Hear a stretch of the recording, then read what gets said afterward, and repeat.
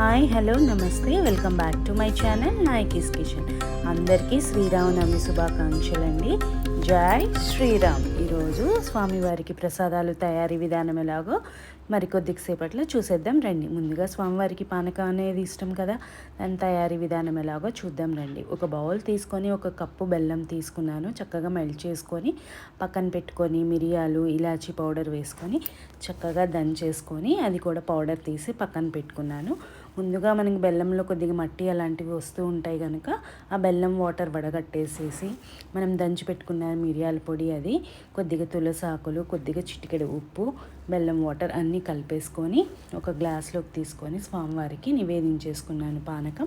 తర్వాత వడపప్పు తయారీ విధానం చూద్దాము.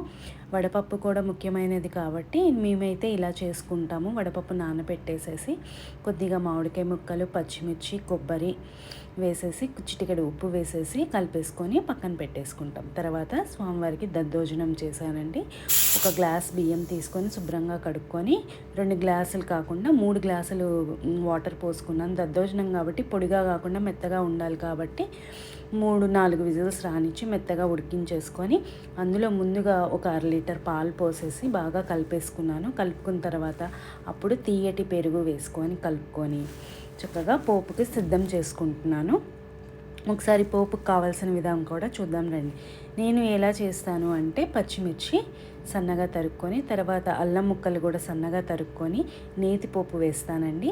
చక్కగా నెయ్యి కాగిన తర్వాత అల్లం, పచ్చిమిర్చి, మిరియాలు, కరివేపాకు, ఎండు మిరపకాయలు, కొద్దిగా జీడిపప్పు పలుకులు వేసుకొని చక్కగా వేయించేసుకొని ఆ పోపు ఇంగువ కూడా వేసానండి. ఇంగువ పోపు వేసేసి చక్కగా దద్దోజనంలో కలిపేసుకొని పక్కన పెట్టేసుకున్నాను.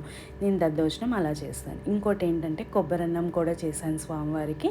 అది ఎలాగో చూద్దాం రండి. ముందుగా కొబ్బరి తరిగి పెట్టేసుకొని చక్కగా మిక్సీలో 2 పచ్చిమిర్చి కారానికి తగినంత వేసుకోండి. కొద్దిగా చిటికెడు ఉప్పు వేసుకొని చక్కగా మిక్సీ పట్టేసుకొని తురుములాగా పక్కన పెట్టేసుకున్నాను. తర్వాత గానుగ నూనె తీసుకొని కొద్దిగా పల్లీలు, కొద్దిగా జీడిపప్పు, ఎండుమిరపకాయలు, ఆవాలు, కొద్దిగా జీలకర్ర, శనగపప్పు, మినపప్పు ఇవన్నీ వేసి వేగిన తర్వాత కొద్దిగా ఇంగు వేసుకొని ఒక 5-6 పచ్చిమిర్చి వేసుకొని మనం ఆల్రెడీ మిక్సీ పట్టుకున్న కొబ్బరి ఉంది కదా, కొబ్బరి కూడా వేసుకొని చిటికెడు సాల్ట్ వేసుకొని బాగా కలుపుకోవాలి. కొబ్బరి కొద్దిగా పచ్చివాసన పోయేదాకా వేయించుకున్న తర్వాత కొద్దిగా కరివేపాకు కూడా వేసుకొని ఒక 2 నిమిషాలు వేయించుకుందాం. ఇందులో నేను పసుపు అలవాటు లేదండి నాకు, అందుకని నేను పసుపు వేయలేదు. మీరు ఎవరైనా పసుపు కావాలంటే వేసుకోవచ్చు.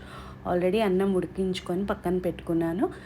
పొడి పొడిగా ఉడికిన అన్నాన్ని తీసుకొని వేసుకొని అందులో కొద్దిగా కొత్తిమీర వేసుకొని చక్కగా ఒకసారి కలిపేసేసుకొని మిక్స్ చేసుకొని అది కూడా పక్కన పెట్టేసుకుందాం స్వామివారికి. అయిపోయింది కదా కొబ్బరి అన్నం. ఇప్పుడు రవ్వ కేసరి చేశాను. చక్కగా డ్రై ఫ్రూట్స్ అన్నీ తీసుకున్న కాజు, కిస్మిస్, బాదం, ఎండు కొబ్బరి అన్నీ కట్ చేసుకొని పక్కన పెట్టుకొని ఒక ప్యాన్లో నెయ్యి వేసుకొని వేయించి పక్కన పెట్టుకున్నాను. 1 కప్పు బొంబాయి రవ్వ అంటే సూజీ రవ్వ తీసుకొని అది కూడా పచ్చివాసన పోయేదాకా వేయించి పక్కన పెట్టుకొని 1 కప్పు సూజీ రవ్వకి 2 కప్పులు నీళ్లు పోసుకొని ఉడికించుకున్న తర్వాత అది ఉడుకు పట్టాక పంచదార కూడా వేసుకొని కొద్దిగా ఫుడ్ కలర్, నెయ్యి వేసి తిప్పుతూ అది కూడా ఇదైన దగ్గరికి వచ్చాక మనం చక్కగా డ్రై ఫ్రూట్స్ వేసుకొని ఇలా సర్వ్ చేసేసుకోవడమే. అంతే, అయిపోయిందండి.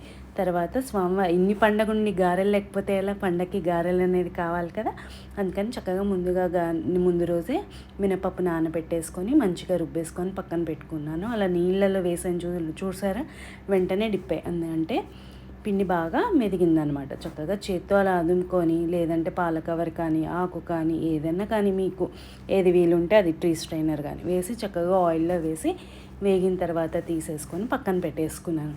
ఇప్పుడు చేసిన ప్రసాదాలన్నీ చక్కగా అరిటాకులో స్వామివారికి, పందిర్లో మనకి అరిటాకులో ఇస్తారు కదా, అందుకని అరటి కప్పులో వేసుకొని స్వామివారికి నివేదించేశాను. అంతేనండి మా శ్రీరామనవమి.